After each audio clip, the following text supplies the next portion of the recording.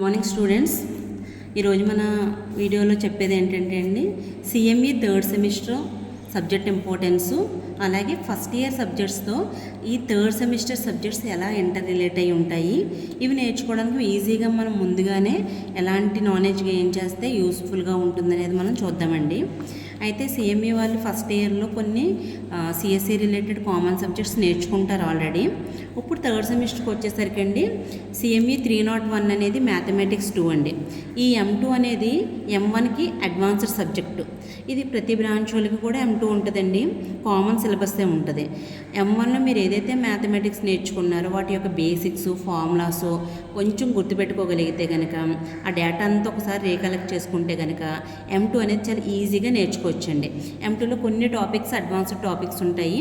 ఇక్కడ నేర్చుకున్న ఫండమెంటల్స్ని బేస్ చేసుకుని అక్కడ థియరమ్స్ నేర్చుకుంటారు. సో మీకు M1 బాగా తెలుసుంటే కనుక ఆ డేటా అంతా ఒకసారి రీకలెక్ట్ చేయండి, M2కి యూస్ఫుల్గా ఉంటుంది. నెక్స్ట్, ఇది నాన్ కోర్ సబ్జెక్ట్ అండి. ఈ 301 అనేది ఏంటంటే నాన్ కోర్ సబ్జెక్టు, ఎందుకంటే బీఎస్సీ సబ్జెక్ట్ కాబట్టి. కానీ ఈ సెట్ పాయింట్ ఆఫ్ వ్యూలో చాలా యూస్ఫుల్గా ఉంటుందండి. మనం M1, M2, M3 నుంచి మనం ఈ సెట్లో ఏవైతే మ్యాథమెటికల్ టాపిక్స్ వస్తాయో అవన్నీ ఈజీగా సాల్వ్ చేయగలుగుతామండి. సెకండ్ సబ్జెక్ట్కి వచ్చేసరికి సిఎంఈ 302 డిజిటల్ ఎలక్ట్రానిక్స్ అండి. ఈ డిజిటల్ ఎలక్ట్రానిక్స్ అనేది కోర్ సబ్జెక్టే, but others branch core subject అండి. అంటే ప్యూర్లీ సిఎంఈ సబ్జెక్ట్ కాదు, కానీ వేరే బ్రాంచ్ యొక్క కోర్ సబ్జెక్ట్ మీకు ఉంటుందండి. ఇది డిజిటల్ ఎలక్ట్రానిక్స్ అనేది ఎలక్ట్రానిక్స్ బ్రాంచ్ వాళ్ళు మీకు టీచ్ చేస్తారండి. అంటే ఈసీఈ సబ్జెక్ట్ అనమాట అండి. ఈ ఈసీఈ సబ్జెక్ట్ని మనం అదర్ బ్రాంచ్ కోర్ సబ్జెక్ట్ అంటాం. ఇది సిఎం 302 అండి. నెక్స్ట్ థర్డ్ సబ్జెక్ట్కి వచ్చేసరికి సిఎం 303. ఈ 303 అంటే ఆపరేటింగ్ సిస్టమ్స్. ఆపరేటింగ్ సిస్టమ్స్ అనేది ప్యూర్లీ సిఎంఈ సబ్జెక్ట్ అండి. ఓకేనండి, అంటే ప్యూర్లీ కోర్ సబ్జెక్ట్ 1 అనమాట అండి. Next CME 304. సిఎంఈ 304 అనేది data structures through C programming ద్వారా డేటాని స్ట్రక్చర్ చేసే మొత్తం సబ్జెక్ట్ అంతా కూడా ఈ సబ్జెక్ట్లో మనం నేర్చుకుంటాం. ఇది కూడా ప్యూర్లీ సిఎంఈ సబ్జెక్టు, అంటే కోర్ సబ్జెక్ట్ 2 అండి. సెకండ్ది కోర్ సబ్జెక్టు. సిఎంఈ 305కి వచ్చేసరికి అండి డిబిఎంఎస్ అంటే మీకు ఐడియా ఉంటుందండి, డేటాబేస్ మేనేజ్మెంట్ సిస్టమ్. ఇది కూడా ప్యూర్లీ కోర్ సబ్జెక్ట్ అండి, థర్డ్ కోర్ సబ్జెక్టు. ఇక్కడ మీకు ఓవరాల్గా 5 సబ్జెక్ట్స్ ఉంటాయండి. రిమైనింగ్ బ్రాంచెస్కి అందరికీ కూడా 6 సబ్జెక్టులు ఉంటాయి, మీకు మాత్రం 5 సబ్జెక్టులు ఉంటాయి. 5లో కూడా 3 మీ కోర్ సబ్జెక్ట్స్ ఉంటాయి, ఒకటి అదర్ బ్రాంచ్ కోర్ సబ్జెక్ట్ ఉంటుంది, ఇంకొకటి ఏంటంటే అండి మ్యాథమెటిక్స్ 2 ఉంటుందండి. సో రిమైనింగ్ బ్రాంచెస్తో కంపేర్ చేస్తే మీకు ఒక సబ్జెక్ట్ తక్కువగా ఉంటుందండి. ఈజీగా కూడా మీరు స్కోర్ చేసుకోవచ్చు. ఈ 3 సబ్జెక్టులు కూడా మీకు ఫస్ట్ ఇయర్ సబ్జెక్టులతో రిలేట్ అయ్యే ఉంటాయండి. ఫస్ట్ ఇయర్ ఫండమెంటల్స్ నేర్చుకునే వెళ్ళారు. సెకండ్ ఇయర్కి వెళ్ళేసరికి మాత్రం 2 మీకు అదర్ బ్రాంచ్ సబ్జెక్ట్, ఒకటి M1 ఆల్రెడీ తెలుసు కాబట్టి M2 ఉందండి. అయితే వీటికి రిలేటెడ్గా మనకి ల్యాబ్స్ కూడా ఉన్నాయండి. సిఎంఈ 306. ఈ 306 అనేది డిజిటల్ ఎలక్ట్రానిక్స్ ల్యాబ్. అంటే సిఎంఈ 302 డిజిటల్ ఎలక్ట్రానిక్స్ సబ్జెక్ట్ నేర్చుకుంటున్నారు కదండి. ఈ సబ్జెక్టులో ఏదైతే డేటా నేర్చుకుంటున్నారో ఆ డేటా రిలేటెడ్గా ఇక్కడ ప్రాక్టికల్ నాలెడ్జ్ గెయిన్ చేస్తారండి. సిఎంఈ 307కి వచ్చేసేసరికి data structures through C lab. అంటే సి ప్రాక్టీస్ ఏదైతే చేశారో మీరు ల్యాబ్లో, దాని ద్వారా డేటాని ఎలా స్ట్రక్చర్ చేయాలనే దాన్ని, అంటే ఇక్కడ చూడండి CME 304 data structure through C అని ఈ సబ్జెక్ట్ రిలేటెడ్ ల్యాబ్ అనమాట అండి. కోర్ సబ్జెక్ట్ రిలేటెడ్ ల్యాబ్ 1, ఇది other core subject related lab 1 అండి. ఓకేనండి. Next CME 308 DBMS lab. ఇక్కడ 305 ఉంది కదండి, డేటాబేస్ మేనేజ్మెంట్ సిస్టమ్స్. దీనికి రిలేటెడ్ ల్యాబ్ అనేది ఇదండి. ఈ సబ్జెక్ట్ అంతా థియరీ నాలెడ్జ్ ఎంత బాగా గెయిన్ చేస్తే ఈ ల్యాబ్ అంత ఈజీగా మనం ప్రాక్టీస్ చేసుకోవచ్చు. అట్ ద సేమ్ టైం ఇక్కడ ప్రాక్టీస్ ఎంత బాగా చేస్తే ఈ సబ్జెక్ట్ అంత బాగా అర్థమవుతుందండి. ఒకదానితో ఒకటి ఇంటర్ రిలేట్ అయి ఉంటాయండి. ఇది సిఎంఈ 308 అండి. ఇంకా లాస్ట్ సిఎంఈ 309. ఈ 309ని మల్టీమీడియా ల్యాబ్ అంటామండి. ఆల్రెడీ మీరు ఫస్ట్ ఇయర్లో ఐటీ వర్క్షాప్ నేర్చుకున్నారు కదండి. ఐటీ వర్క్షాప్లో బేసిక్స్తో పాటు మనకి ఫోటోషాపీ కూడా ఉంటుందండి. ఫోటోషాపీలో మనం ఏమి నేర్చుకుంటామండి, మొత్తం అంతా ఫోటో ఎడిటింగ్స్ కానీ, బ్యాక్గ్రౌండ్ ఎడిటింగ్స్ కానీ, నెంబర్ ఆఫ్ ఫొటోస్ క్రియేట్ చేయడం కానీ, టెక్స్ట్ యాడ్ చేయడం కానీ, ఇలాంటివన్నీ కూడా మనం ఆల్రెడీ నేర్చుకున్నాం ఫోటోషాప్లో. అవి కాకుండా వర్డ్, ఎక్సెల్, పీపీటీ ఇవి కూడా నేర్చుకున్నామండి. కానీ multimedia lab purely advanced lab for Photoshop. అంటే మొత్తం ఏదైనా ఎడిటింగ్స్ కానీ ఏమైనా మీడియా రిలేటెడ్ కానీ చేయడానికి మల్టీమీడియా ల్యాబ్ అనేది బాగా యూస్ఫుల్గా ఉంటుందండి. ఇది ప్యూర్లీ సిఎంఈ ల్యాబ్ అండి. ఓకేనండి. ఈ మొత్తం 4 ల్యాబుల్లో కూడా 3 ల్యాబులు సిఎంఈ రిలేటెడ్ ల్యాబులు, ఒకే ఒక lab other branch related lab అండి. అయితే నెక్స్ట్ ఏ సబ్జెక్ట్కి ఎంత ఇంపార్టెన్స్ ఉందనేది చూద్దామండి. ఓకే అండి. ఇప్పుడు మ్యాథ్స్ గురించి ఆల్రెడీ డిస్కస్ చేస్తాం కదా. M1లో ఏదైతే ఉందో ఆ ఫండమెంటల్స్ అది సేమ్ అడ్వాన్స్డ్ అంటే కొన్ని చాప్టర్స్ మనం ఆల్రెడీ నేర్చేసుకున్నాం, వాటికి అడ్వాన్స్డ్ చాప్టర్స్ ఉంటాయి. కానీ M1లో బేసిక్స్ అన్నీ మీకు గుర్తుండాలంటే ఫార్ములాస్ ముఖ్యంగా ప్రతి ఫార్ములా గుర్తుంటే కనుక మీకు M2 ఈజీ అవుతుందండి. అయితే సెకండ్ సబ్జెక్ట్ ఏంటండి, CME 302 ఉంది కదా, డిజిటల్ ఎలక్ట్రానిక్స్. ఈ డిజిటల్ ఎలక్ట్రానిక్స్ అనేది ఈసీఈ బ్రాంచ్ కోర్ సబ్జెక్ట్ అండి. వాళ్ళకి ఉంటుంది, మీకు కూడా ఉంటుందండి. అయితే ఈసీఈ ల్యాబ్ సబ్జెక్ట్లో మనం ఎందుకు నేర్చుకోవాలి, మేము సిఎంఈ కదా మాకెందుకు అని అనుకోవచ్చండి మీరు. ఈసీఈ సబ్జెక్ట్కి సిఎంఈ సబ్జెక్ట్స్కి చాలా రిలేషన్ ఉంటుందండి. బికాజ్ ఆఫ్ సిఎంఈలో వాడే కంప్యూటర్స్ ఏవైతే ఉన్నాయో, ఏవైతే హార్డ్వేర్ కాంపోనెంట్స్ ఉన్నాయో, ప్రతి కాంపోనెంట్లో యూజ్ చేసే పార్ట్స్ని ఈసీఈ వాళ్ళే ఫ్యాబ్రికేట్ చేస్తారండి. అంత మ్యానుఫ్యాక్చరింగ్ అంతా అటు సైడ్ నుంచి జరుగుతుంది. కాబట్టి ఖచ్చితంగా మనం డిజిటల్ ఎలక్ట్రానిక్స్ మీద ఫండమెంటల్ నాలెడ్జ్ అయినా కానీ గెయిన్ చేయాలండి. ఈ సబ్జెక్ట్లో ఎక్కువగా మనం బేసిక్గా గేట్స్ గురించి, ఫ్లిప్ ఫ్లాప్స్ గురించి, కౌంటర్స్ గురించి, అంటే కంప్యూటర్లో యూజ్ చేసే కౌంటర్స్ గురించి, ఫ్లిప్ ఫ్లాప్స్, గేట్స్ ఇలాంటి వాటి ఇన్ఫర్మేషన్ నేర్చుకుంటామండి. అలాగే కంప్యూటర్ మెమరీ ఉంటుంది కదా, like RAM, Ram design with flip flops and counters. ఈ ఫ్లిప్ ఫ్లాప్స్, కౌంటర్స్ యూజ్ చేసే ర్యామ్ అంటే random access memory, read only memory, ఈ రెండు కూడా మనం ఈ ఫ్లిప్ ఫ్లాప్స్, కౌంటర్స్ యూజ్ చేసే డిజైన్ చేస్తారండి. అక్కడ మనకి ఎక్కువగా యూటిలైజ్ చేస్తాం. మనకి ప్యూర్లీ కోర్ సబ్జెక్ట్స్ అయినా కంప్యూటర్ సబ్జెక్ట్స్లో నేర్చుకుంటామండి ర్యామ్, రామ్ గురించి. ఎలాగా సాఫ్ట్వేర్ రిలేటెడ్గా కానీ ఆ కాంపోనెంట్స్ హార్డ్వేర్గా కానీ చూస్తాం. కానీ అవి ఎవరు మ్యానుఫ్యాక్చర్ చేస్తారు, ఎలా చేస్తారనేది ఈ డిజిటల్ ఎలక్ట్రానిక్స్లో మనకి ఈజీగా తెలుస్తుందండి. ఇది ఈ సబ్జెక్ట్ ఎలా హెల్ప్ఫుల్గా ఉంటుంది అంటే కనుక కంప్యూటర్లో వాడే ప్రతి కాంపోనెంట్ గురించి మనకి నాలెడ్జ్ గెయిన్ చేయడానికి, ఎస్పెషల్లీ మనకి ల్యాప్టాప్స్లోని, సిస్టమ్స్లోని వాడే కాంపోనెంట్స్ గురించి ఇన్ఫర్మేషన్ తెలుసుకోవడానికి ఈ సబ్జెక్ట్ అనేది మనకి యూజ్ అవుతుందండి. ఇది అబౌట్ డిజిటల్ ఎలక్ట్రానిక్స్. నెక్స్ట్ సబ్జెక్ట్కి వచ్చేసరికి అండి CM303 operating system. Operating system అనేది చాలా ఈజీ కాన్సెప్ట్ అండి, చాలా ఇంపార్టెంట్ కాన్సెప్ట్. మీరు ఆల్రెడీ ఫస్ట్ ఇయర్లో CF సబ్జెక్ట్ చదువుకున్నారు కదండి. CF సబ్జెక్ట్లో ఒక యూనిట్ అంతా కూడా ఆపరేటింగ్ సిస్టమ్స్ మీద మనకి డిపెండ్ అయి ఉంటుంది. ఐ హోప్ యూనిట్ 3 అనుకుంటానండి. యూనిట్ 3లో ఉన్న డేటా అంతా కూడా రిలేటెడ్ టు ఆపరేటింగ్ సిస్టమ్స్.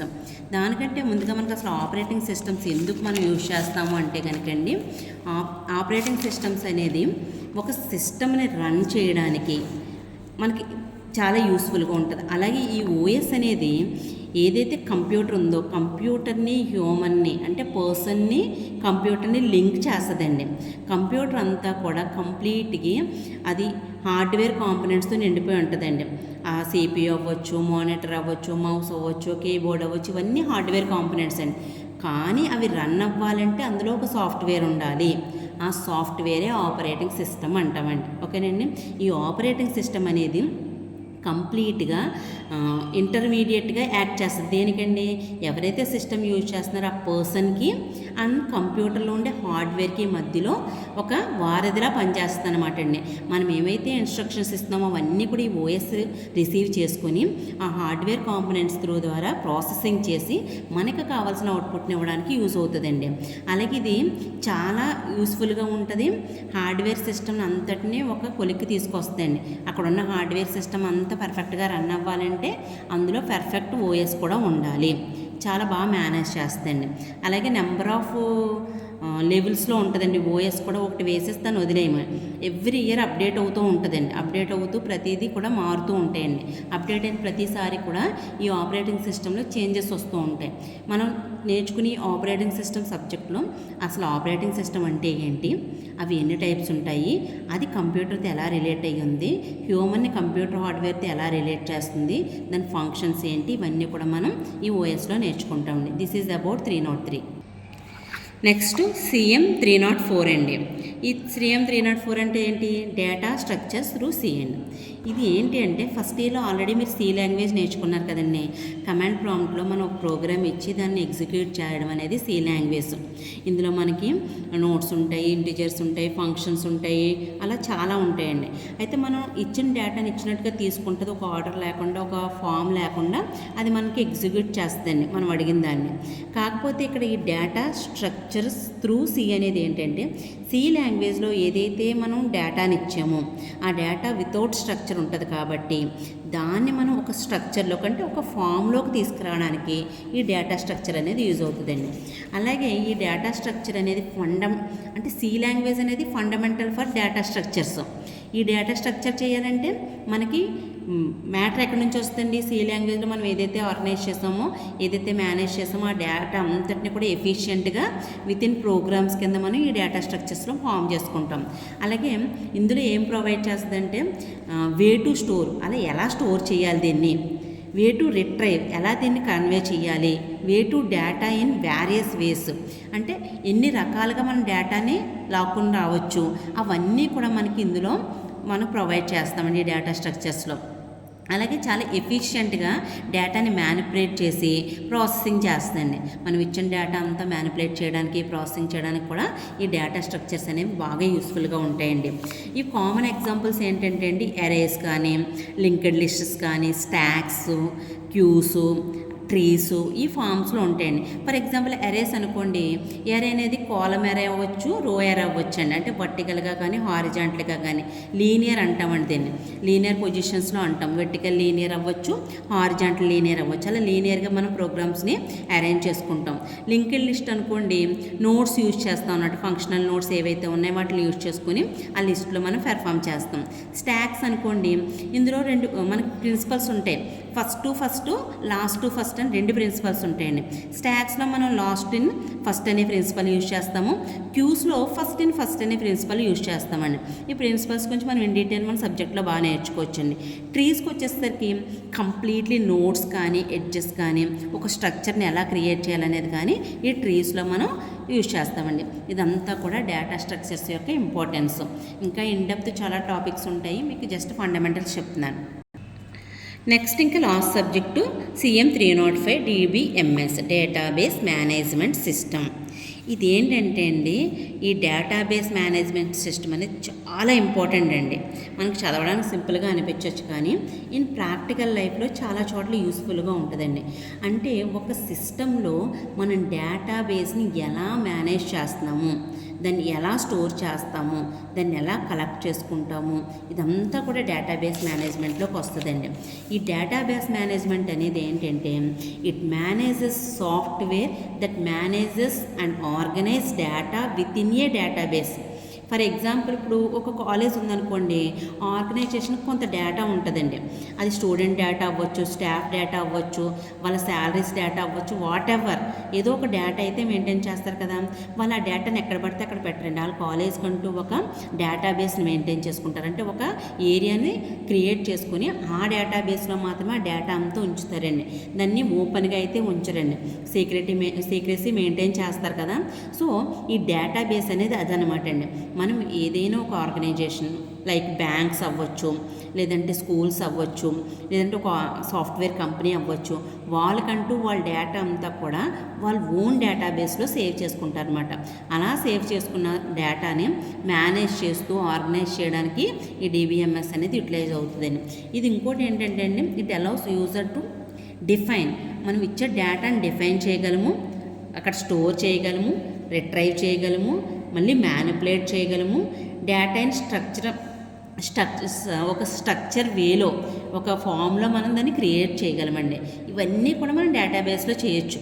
మనం ఇచ్చిన డేటాని ఏ ఆర్డర్లో కావాలంటే ఆర్డర్లో మనం మేనేజ్ చేసుకుంటాం. స్టూడెంట్ డేటా ఏ ఆర్డర్లో కావాలంటే ఆర్డర్లో స్టాఫ్ డేటాని మేనేజ్ చేస్తాం.